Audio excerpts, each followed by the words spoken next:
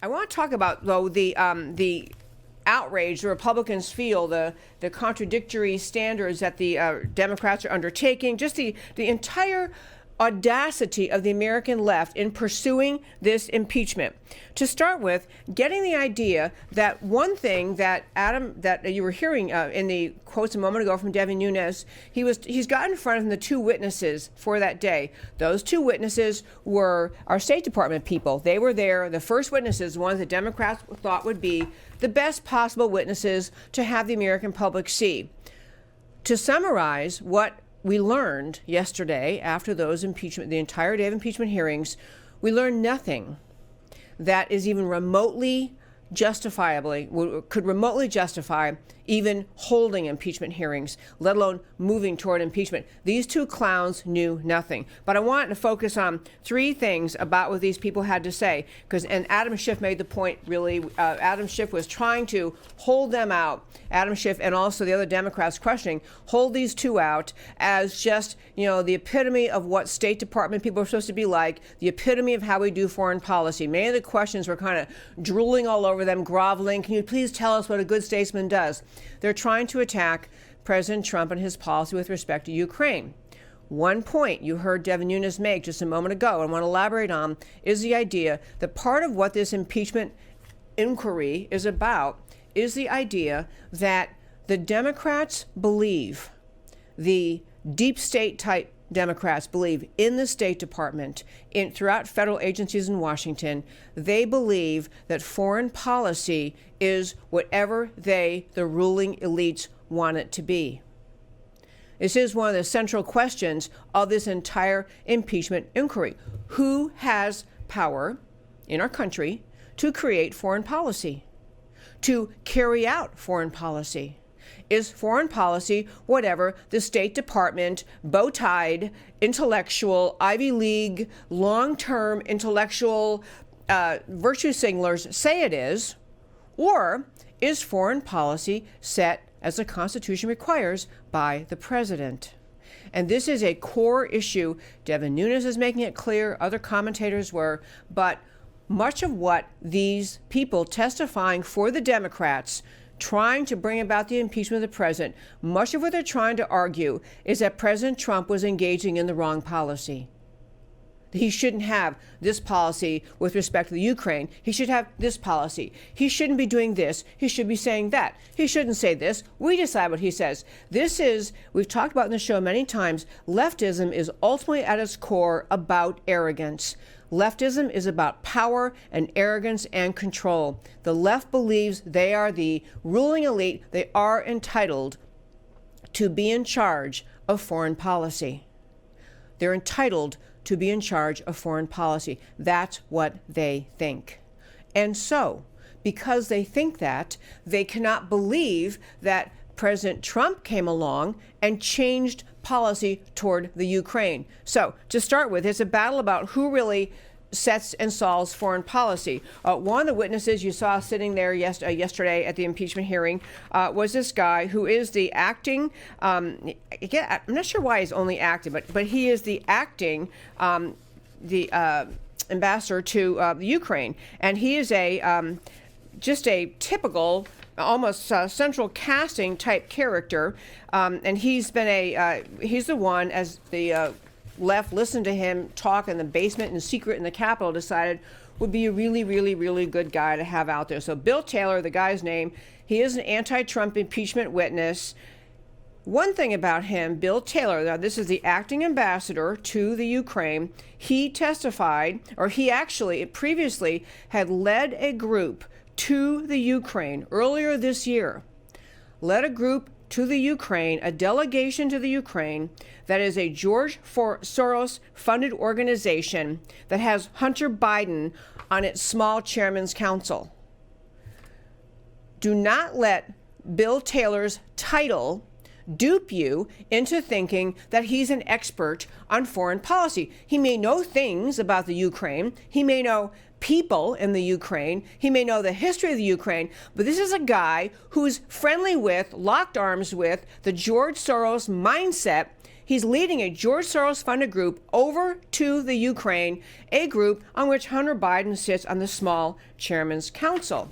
So I raise these points to say, when you hear this guy testify in his prissy, self-important manner, you can think, well, he is the acting ambassador. He probably knows something. He's a guy, he's a leftist. He doesn't think the president has the right to conduct foreign policy. He thinks that he and the gurus and the State Department and the know-it-alls who really know everything ought to be the ones who get to engage in foreign policy. The group he led over to the Ukraine is called the National Democratic Institute, the NDI, which has, as I say, Hunter Biden on the small chairman's council. So you got to understand this guy is not coming from a place of wisdom about the Ukraine and respect for the presidency. He's coming from a place of saying, I'm a leftist, I like Hunter Biden, and I don't like this impeachment that is going to embarrass my friend Hunter. Second point is, I want to make clear, there's some history here that just, if the roles or the parties were reversed, you would hear media talking about these points all the time. They don't talk about them because they don't want the utter hypocrisy of this entire impeachment process to be visible, to be discernible by the American people. Point number one, the Ukraine, the officials in charge in the Ukraine back in 2016 were heavily involved trying to help Hillary and to defeat Trump. So in 2017, Senator Grassley, Republican Senator Grassley, asked the Department of Justice, he sent a letter to the Department of Justice asking them to investigate Ukraine's involvement in the American elections of 2016. So Republicans were trying to get at what the heck the Ukrainians were doing. The Department of Justice apparently has not done very much looking into that. Other facts that can help you weigh the consequences of these allegations against President Trump that are leading to this impeachment, which aren't really the reasons for the impeachment at all, but what the left is claiming he did wrong. John Solomon, brilliant, just an astonishingly wonderful investigative journalist, actually did himself a FOIA lawsuit, Freedom of Information Act. He revealed, because he was able to get this information, John Solomon reported that he got memos in response to his Freedom of Information Act showing that Burisma Holdings, the company that Hunter Biden sat on the board of, that was the reason that Joe Biden went over to the Ukraine and demanded that they fire a prosecutor who was investigating Burisma, his son's company. And Biden said on open tape, we talked about this, we played it in the show before, said he was on tape, said he threatened them with withholding $1 billion of aid unless they fire the prosecutor who was looking into Burisma, Hunter Biden's company. Now, back to John Solomon. So he does a Freedom of Information Act request, and he comes up with the reality, the proof that the Burisma Holdings was pressing the Obama State Department. So Burisma Holdings, well, Obama's still president, Biden's still vice president, Hunter Biden's on Burisma's board, so Burisma is going to the State Department, pressing them to help end the corruption investigation involving Hunter Biden's company. Now, I ask you, folks, is this the kind of thing, if anything close to this was done by President Trump, you would have this added as an impeachment, at least a topic to be investigated. But when corruption happens on the left, we just don't talk about it. We don't investigate it. We don't acknowledge it. But again, get these facts. In 2016, Obama's still president, Biden's still vice president. Burisma Holdings pressing the Obama State Department to help end corruption investigation involving Hunter Biden. And then Joe Biden flies over to Ukraine to say, hey, by the way, you know what, folks? You need to fire this guy who's investigating my son, or else I'm holding back $1 billion in aid. That's what happened. And yet we're still having an impeachment hearing over whether or not various language that President Trump chose in a series of conversations might possibly be contorted into the sense of a quid pro quo. And to be clear, I'm not going to play Adam Schiff's opening statement, but he's obviously gearing this testimony, gearing this impeachment hearing toward trying to say that what he's come up with is kind of like bribery. He's heading toward the word bribery because it's in the Constitution, because it might justify this impeachment. He is contorting nothing into bribery. Second point, there were documents released by the Ukrainian General Prosecutor's Office, the Ukrainian General Prosecutor's Office, revealing millions of dollars funneled to Hunter Biden and the John Kerry family. The left is up to its neck in corruption with the Ukraine. And yet, we're watching a hearing in Washington. The left, specifically Joe Biden and Hunter Biden, yet we're sitting here and supposed to take seriously an impeachment hearing trying to remove President Trump, when the left is in bed with the Ukraine, with all of this we've already talked about, which I just told you about. And actually, the last one, Ukrainian officials released records of 46 payments to Hunter Biden from Burisma Holdings, 38 payments of $83,333 each, totaling over $3.1 million.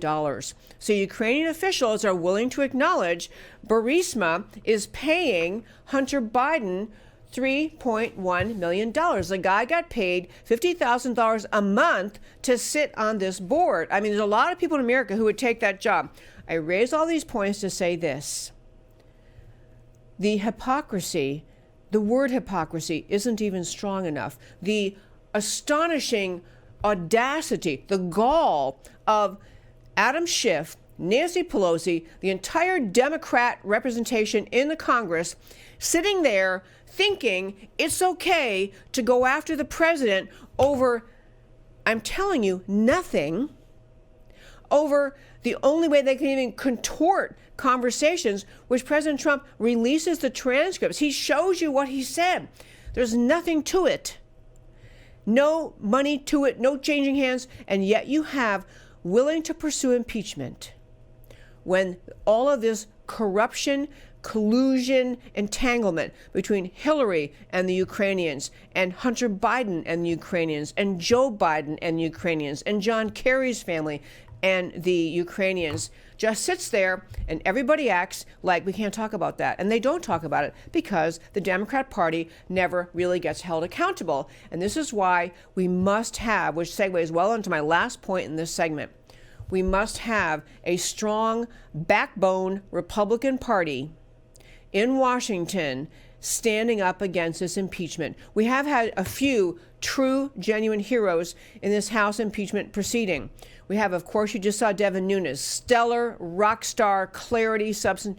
John Radcliffe, Texas congressman, stellar, awesome. Jim Jordan, another stellar, strong, clear, pointing out these breathtaking hypocrisies on the American left. By the way, I saw a little tidbit. Washington Post took a shot at Jim Jordan, the congressman from Ohio, who's been stellar in these impeachment proceedings, took a shot at him because he went to the hearing and on national television while asking questions, while wearing a dress shirt and a tie, didn't have his jacket on, acting like it was a signal of disrespect. Because how can you be in this impeachment hearing and show up without your suit jacket on? I mean, of all serious things, all the real corruption we just talked about, all of the astonishing wrongdoing on the left, plain as day, known by Freedom of Information Act results, by open mic statements, and yet the Washington Post chooses to nitpick and whine and wring its hands over whether Jim Jordan feels like wearing his suit jacket in the hearing. Seriously. But last point in this segment, which has to do, again, with the need for the Republicans to stand strong. And by the way, every story I'm talking about today, all the stories I talk about are always available on my website, americacanwetalk.org. You can go to that website, on my homepage, under shows, drop down, list of links. I link to all these stories. I'd love to have you read them. I mean, I tell you the hardest thing preparing for this show every day is deciding among the many articles I've read, the many topics I care about, the things I want to talk about America, which ones I can fit in that day. And then this is my hardest thing. So I'd love to have you read more of them. You can go, in fact, the link to the entire Devin Nunes opening statement is on our website today. Go to the website. You can find other things there. I appreciate it so much if you visit that website, especially if you want to read what more I'm talking about. But last point in this segment about this entire witch hunt sham impeachment proceeding. And that is this. There were people commenting yesterday that the House Republicans did a good job. They did a great job. I mean, the ones who questioned were really strong. Part of one reason that they were, in some people's view, speaking so strongly, laying the facts out in the record, as Devin Nunes did, spelling out the determination of the left to get Trump from day one, was signaling to the Republicans in the U.S. Senate, you better stand strong. The House Republicans, far more backbone. Not all of them. In fact, it's only a handful of them, but the ones that have backbone have a lot of it. So you have the Republicans in the House really standing strong for President Trump, pointing out the just lies and hypocrisy and delusional nature of this impeachment proceeding, and laying out talking points for the Senate Republicans. On the Senate side, I will say, there is a story out I will just quickly share as a closing of this segment, which is that there was a statement put out by some of the senior Republicans in the U.S. Senate, essentially signaling to the White House, to President Trump, don't think that we can just dismiss this impeachment charge. Don't think if the House actually impeaches that we in the Senate side can just dismiss the impeachment. We're going to have a trial. We're going to have to go through witnesses. We're going to have to go through all of this. Now, I have to tell you, folks, one of the senators is one of our senators from Texas, John Cornyn. John Cornyn has a leadership role in the U.S. Senate, and I actually always forget his title anyway. Whatever his title is, he has a title in the U.S. Senate. He is just one of the, never stand up. He'll at the end of the day mostly vote with Republican values. He never fights for anything. He never fights on the hard issues. He never stands up on the hard issues. He's one of those go along to get along, I just want to get reelected Republicans, never fights, never stands up. He's one with statement out, among others, saying to the White House, we're going to have a real trial here. I'm just going to ask you to consider, and I don't know the answer to this, but I'm going to ask you to think about this. Do you think if the U.S. House had a Republican majority under President Obama, and that we had it, but we had a Democrat majority in the Senate? This is hypothetical, but do you think if the U.S. House with a Republican majority moved for impeachment of President Obama and impeached him, made the impeachment vote for, the Iranian deal, which was basically a treasonous deal with with the world's single largest exporter of terrorism, with a sworn enemy of America, and we reached a deal with them that gave them whatever it was, $150 billion in cash, enabled their development of nuclear weapons, and did not even bring that deal back through the Constitution's required hearing in the Senate, waiting for the approval of the Senate. Do you think if the House impeached him on that, President Obama I'm talking about, do you think that a Democrat majority in the Senate would even hold a trial, would have even held a trial? And I can tell you the answer is no. There's no way those people stick together. Democrats stick together. They would never even have considered holding a trial. But we're apparently going to have, if the House goes through this, a trial in the Senate. And I really hope that the senators in this country, every Republican senator, understands they are done as politicians. They are done as senators if they dare to support this impeachment. I actually think, Senator Romney from Utah has been, among the most